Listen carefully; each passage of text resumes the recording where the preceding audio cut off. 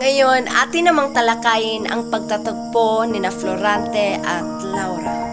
Mga saknong 275 to 298. Ito ang buod ng aralin. Sa araling ito, ay masasaksihan mo ang unang pagtatagpo ni na Florante at Laura at mararamdaman mo ang tindi ng pag-ibig ng binata sa dalaga sa pool ng masilayan niya ito. Masusukat mo ang lalim ng pagkabighani ng prinsipe sa prinsesa sa pamamagitan ng mga imaheng inahintulad sa kanya.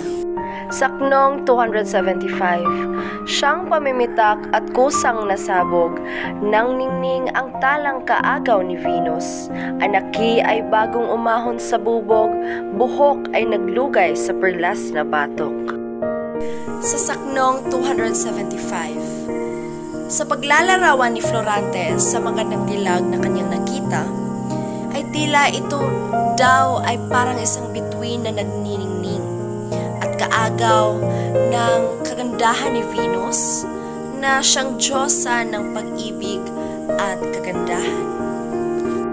Sa saknong 276, tuwang pangalawa kung hindi man langit ang itinatapon ng manghinghing titig o ang luwalhating buko ang inibig, pain ni Cupidong walang makarip. Sa saknong 276, sa saknong na ito, ipinapahayag ang pag-ibig na nadarama ni Florante noong nakita niya ang dalaga at nang para na daw siyang nasa langit na dahil sa mahining titig nito. At para na daw rin siyang napana ni Cupido at siya'y na love at first sight na makita ang dalaga. Saknong 277, liwanag ng mukha'y walang pinag-ibhan kay Pebo kung anyong bagong sumisilang. Katawang bituhin ay timbang na timbang at mistulang ayon sa hinhin ng asal. Saknong 277, sa saknong na ito ay inilarawan ni Florante ang mukha ng dalaga na para daw Pebo o araw na siyang nagniningning at sumisikat ng kay ganda. Dagdag pa niya ang hubog ng katawan na siyang parang isang gitara. Sa saknong 278, sa kaligayahay ang nakaayos, bulaklak na bagong winahi ng hamog. Ano pat sino mang palaring manood, patay o himala kung hindi umirog. Saknong 278, inilarawan ni Florante na kung sino man ang makakita sa dalaga ay magdudulot ng kaligayahan nito. At kung sino man ang hindi maligayahan sa pagkakita ng dalaga ay marahil patay na o hindi na nakakita ng pag-ibig. Sa saknong 279, ito ay si Laurang ikinasaysira ng pag-iisip ko tuwing magunita, at dahil sa tanang himutok at luha, itunutono ko sa pagsasalita. Saknong 279, sa saknong na ito ay ipinakilala ni Florante ang pangalan ng dalaga kay Aladdin. Ang pangalan ng dalagang ito ay si Laura. Sa saknong 280, anak ni Linceyong haring napahamak at kinabuhusan ng aking pagliyag. Bakit itinulot langit na mataas na mapanood ako kung di ako dapat? Saknong 280, sa saknong na ito ay ikinuwento ni Florante kay Aladdin ang ama ni Laura na si Haring Linceo na pinatay ng mga taksil. At itinatanong niya rin sa kanyang sarili kung bakit pa sila nagkita ni Laura alam naman niyang hindi sila magkakatuluyan. Saknong 281, O Haring Linceo, kung di mo pinilit na sasalitain natin makipanig, ang buhay ko'y di hindi nagsakit ngayong pagliluha ng anak mong ibig. Sa saknong 281, Sa saknong na ito ay isinisipa ni Florante ang kanyang sakit na nadarama ngayon kay Haring Linceo. Dahil bakit nga ba hindi pa pinilit ni Haring Linceo na magkatuluyan si Florante at si Laura para hindi na madama ni Florante ang sakit na nadarama niya ngayon. Saknong 282. Hindi katoto kot si Laura'y di taksil, aywan ko kung ano'y lumimot sa akin. Ang palad ko'y siyang alipusta't linsil, dilaang magtamo ng tuwa sa giliw. Saknong 282. Ikinuwento ni Florante sa kanyang kaibigang si Aladdin na hindi naman talaga taksil si Laura. Ang kanyang hindi lamang malaman-laman ay kung bakit nilimot ni Laura si Florante nasa isip niya na isa lang siyang api at isang pagkakamali dahil sa ginawa ni Laura. Saknong 283. Makakapit kaya ang gawang magsukab sa pinakayaman sa langit na dilag, kagandahay bakit di magpakalag ng pagkakapatid sa maglilong lakad. Saknong 283. Sa saknong na ito ay nagtataka si Florante sa mga nangyayari. Nagtataka siya kung bakit naging taksil si Laura na isa namang magandang babae at katiwak-tiwala. Saknong 284. Kung nalalagay kay ay mamatuwirin sa laot sa madlang sukat ipagtaksil, dili ang dangal mong dapat salikapin, mahigit sa walang kagandahat ningning. Saknong 284. Sa saknong na ito ay napag-isip-isip ni Florante na kung malagay man si Laura sa isang sitwasyon na matama niya ang kanyang mga mali na nagawa, ay kailangan pa ding pag-ukulan ng pagmamahal ni Laura o lingapin si Florante upang mabalik ang ningning at sikat ng pagmamahal ni Florante kay Laura. Saknong 285. Ito ay hamak pa bagong sumansala ng karupukan mo at gawing masama. Kung ano ang taas ng pagkadakila, siya ring lagapak naman kung marapa. Sa saknong 285.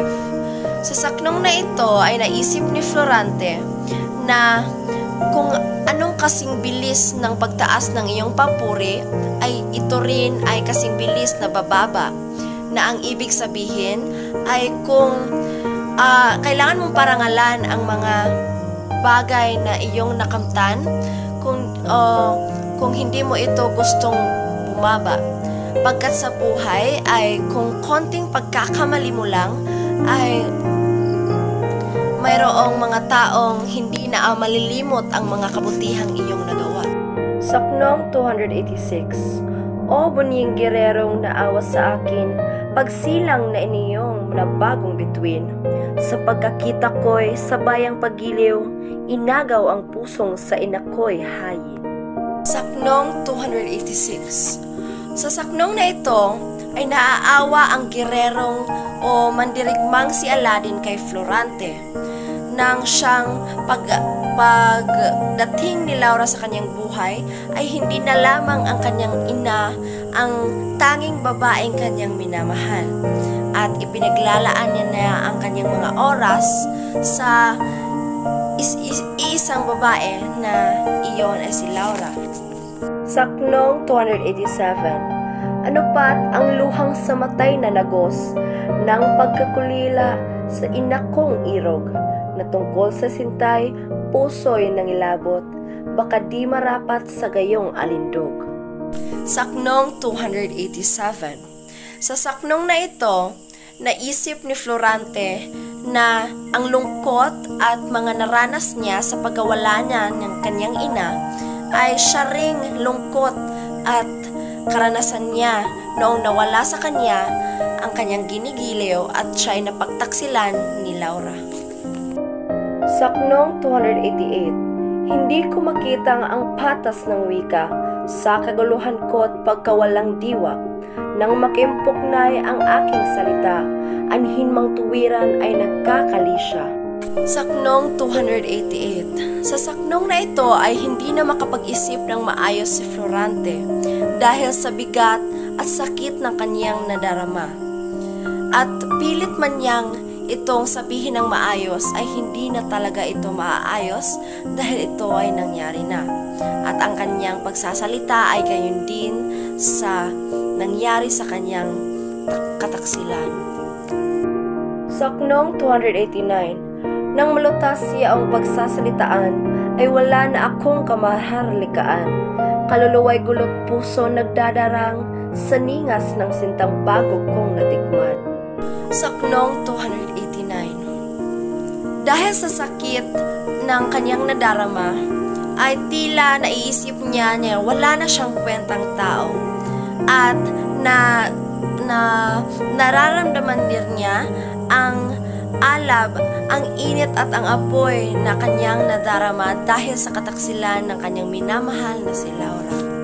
Saknong 290. 3 araw akong piniging ng hari sa palasyo real na sa Yamay Bunyi, ay di nakausap ang punong bighati at inaasaang iluluwalhati. Saknong 290. Sa saknong na ito ay ikinuwento ni Florante ang 3 araw na piging ni Haring Linceo sa palasyo. At 3 araw din na hindi niya nakausap si Laura na nagdulot sa kanya ng kalungkutan sa 3 araw na iyon. Saknong 292. Salamat at niyong sa kinabukasan, hukbok ko'y lalakad sa kruto ng bayan. Sandaling pinalad na nakatapangyaman, ang prinsesang liyag niring katauhan. Saknong 292. Sa saknong na ito, ikinuwento ni Florante ang kanyang sakit na nadarama, na mas masakit pa raw sa sakit na kanyang nadarama na sa nakaraan, ay marahil ito ang sakit na nadarama niya noong namatay ang kanyang ina, na dito mas masakit pa raw sa pagkamatay ng kanyang ina. Sa saknong 293, ipinahayag ko ng wikang mairog, ng buntong hininga, luha at himutok, ang matinding sintang ikanalulunod, magpanghanggang ngayon ay buhay kong kapos. Saknong 293. Sa saknong na ito, dito niya na ikwento ang lahat ng gusto niyang sabihin kay Laura, na si Laura daw ang kumpleto sa kanyang buhay. Ang kanyang buhay na malungkot ay sasaya pag nandiyan si Laura at ito'y kukumpleto.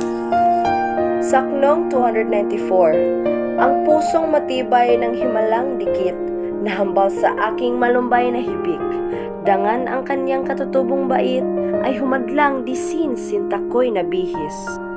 Saknong 294. Sa saknong na ito ay naikwento ni Florante na noong siya ay umiyak at malungkot, ay tila naawa si Laura sa kanyang kalagayan, kung kaya't siya ay bumigay at kanya itong nilapitan.